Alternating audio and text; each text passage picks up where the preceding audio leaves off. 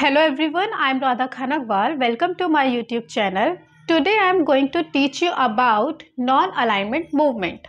Yes, जिसमें हम जानेंगे कि non-alignment movement क्या था, क्या इम्पोर्टेंस थी इस मूवमेंट की, क्यों लाया गया था ये मूवमेंट और इसको कब इस्टेब्लिश किया गया, कौन कौन से कंट्रीज़ का इसमें मेन रोल था और इसके कौन से मेन प्रिंसिपल्स थे। साथ ही हम इसके रिलेवेंस के बारे में भी जानेंगे। So stay tune and keep watching this video to the and.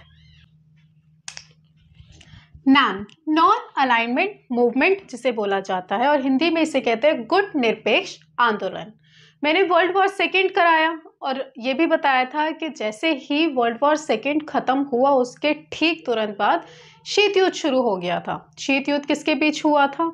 America और सोवियत यूनियन के बीच में। आपको अगर आपने लास्ट वीडियो नहीं देखा है तो प्लीज़ देख लीजिएगा। मैंने उसमें बताया था कि जो विश्व है शीत युद्ध के दौरान दो गुटों में बंट चुका था, जिसे पहली दुनिया दूसरी दुनिया के नाम से जाना गया। पहली दुनिया कौन? अमेरिका। दूसरी दुनिया सोवियत यूनियन। इन्हीं के साथ एक तीसरी दुनिया का भी उदय हुआ और ये तीसरी दुनिया के जो कंट्रीज़ थी इसके अंदर वो कंट्रीज़ आती थी जो कि न्यूली इंडिपेंडेंट हुई थी और जो ना तो अमेरिका के ग्रुप में जाना चाहती थी और ना ही सोवियत संघ के साथ जाना चाहती थी। उन्होंने अपना एक अलग संगठन बनाया जिसे नॉन अलाइनमेंट मूवमेंट के नाम से जाना गया। अब हम इसके बारे में पढ़ेंगे डिटेल में कि एग्जैक्टली था क्या। इंट्रोडक्शन देखते हैं पहले। एशिया अफ्रीका बांडुंग कॉन्फ्रेंस हुआ था। कब हुआ था? 1955 को। इस कॉन्फ्रेंस में सबसे पहले बात की गई थी नाम की, कि नाम का जो कैसे इसकी स्थापना की जाए और इसके क्या प्रिंसिपल्स होंगे, इसके मेन। जैसे मैंने आपको बताया था पेरिस पीस कॉन्फ्रेंस में सबसे पहले बात की गई थी यूनाइटेड लीग ऑफ नेशंस की, ऐसे ही इस कॉन्फ्रेंस में बात की गई थी नॉन अलाइनमेंट मूवमेंट की स्थापना की और ऑफिशियली इसको इस्टेब्लिश किया गया था बेलग्रेड यूगोस्लाविया में सितंबर 1961 को। और इसका जो फर्स्ट नाम का जो फर्स्ट सबमिट हुआ था, सबमिट कॉन्फ्रेंस, वो इसी में हुआ था। ओके, नाम इनिशिएटिव बाय, अब ये जो नॉन अलाइंड मूवमेंट है, नॉन अलाइनमेंट मूवमेंट, इसका इनिशिएटिव किन के द्वारा लिया गया था? कंट्रीज और उनके रिप्रेजेंटेटिव्स दोनों को जानेंगे। PM of India Jawaharlal Nehru. Second थे घनानियन प्रेसिडेंट जो थे क्वेम क्रूमा। इंडोनेशियन प्रेसिडेंट थे जुकार्नो एंड इजिप्टियन प्रेसिडेंट जमल अब्दुल नासिर और यूगोस्लाविया प्रेसिडेंट थे जोसेफ ब्रोज टीटो। ये 5 रिप्रेजेंटेटिव्स थे जिन्होंने इसका नाम का इनिशिएटिव लिया था। याद रखिएगा। अब जो नॉन अलाइनमेंट मूवमेंट था इसका मेन ऑब्जेक्टिव था क्या? किस उद्देश्य से इसको लाया गया था? इसका मेन ऑब्जेक्टिव था to promote and focus on peace, security and development. Yes, ये भी याद रखिएगा। ये जैसे कि लीग ऑफ नेशन या यूनाइटेड नेशन बनाया गया था, ऐसे ही नॉन अलाइंड मूवमेंट ने भी यही जो सदस्य देश थे उन्होंने यही कोशिश की कि वर्ल्ड में पीस मेंटेन करके रखे ताकि दोबारा से वॉर जैसी सिचुएशन ना आए और वो उन पर किसी का डोमिनेंस भी ना रहे, ना उनको अमेरिका का साथ देना पड़े, ना उनको सोवियत यूनियन का साथ देना पड़े, वो इंडिपेंडेंटली चले।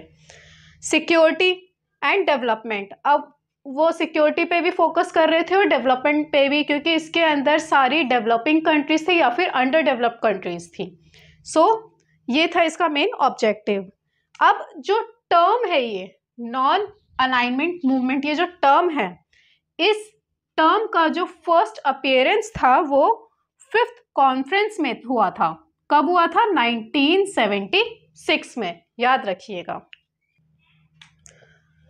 नॉन अलाइनमेंट मूवमेंट का जो 18th सबमिट हुआ था वो हुआ था 25 अक्टूबर 2019 से 26 अक्टूबर 2019 को हुआ था।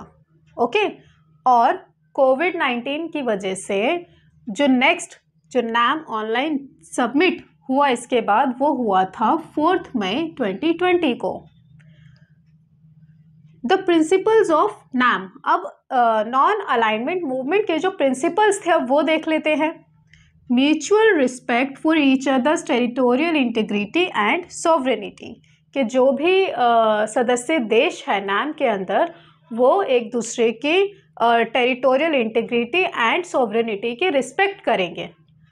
म्यूचुअल नॉन एग्रेशन एंड ये देखिए mutual non interference in each others internal affairs, कोई भी एक दूसरे पे पहले अटैक नहीं करेगा एंड अगर कंट्रीज के किसी कंट्री का इंटरनल इशू चल रहा है तो आंतरिक मुद्दों में कोई अदर कंट्री कोई इंटरफेरेंस नहीं करेगी। और इक्वालिटी एंड म्यूचुअल बेनिफिट्स की बात की गई इसके अंदर, और पीसफुल कोएग्जिस्टेंस की भी बात की गई। आपको ये प्रिंसिपल्स देख के कुछ लग रहा है कि पहले कभी पढ़ा हुआ है आपने?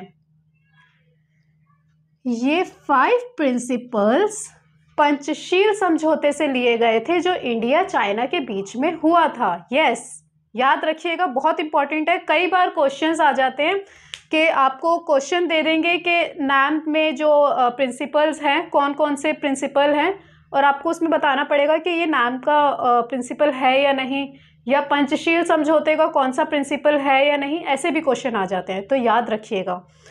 अब जो मैं आपको पॉइंट बताना भूल गई थी, एट प्रेजेंट इसके जो इसके अंदर 120 सदस्य देश हैं, 17 इसमें ऑब्जर्वर कंट्रीज है, यानी कि वो मेंबर नहीं है बट वो इसमें इंटरेस्टेड है, एंड 10 ऑब्जर्वर ऑर्गेनाइजेशंस है इसके अंदर। आपको एक बहुत इंपॉर्टेंट पॉइंट बताना चाहूँगी अबाउट NAM। आपको क्या लगता है कि जो नॉन अलाइनमेंट मूवमेंट है वो न्यूट्रल पॉलिसी है या फिर एक्शन ओरिएंटेड पॉलिसी है? सोचिए, मैं बताती हूँ। जो वेस्टर्न स्कॉलर्स है उनका ये मानना है कि जो NAM है वो एक न्यूट्रल पॉलिसी है। ऐसा नहीं है, ये गलत है। NAM एक्शन ओरिएंटेड पॉलिसी है जो इंटरनेशनल लेवल पर एक्शन लेने के लिए कंट्रीज को प्रोत्साहित करती है।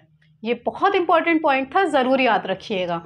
अब हम बात करेंगे NAM के रिलेवेंस की।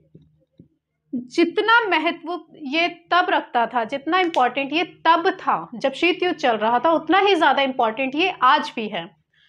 तब कैसे इम्पोर्टेंट था? जो अंडर डेवलप कंट्रीज थी या डेवलपिंग कंट्रीज थी वो एक दूसरे को हेल्प कर रहे थे ताकि वो डेवलप हो सके, साथ ही विश्व में शांति बनाए रखने का काम कर रहे थे, सुरक्षा का काम कर रहे थे।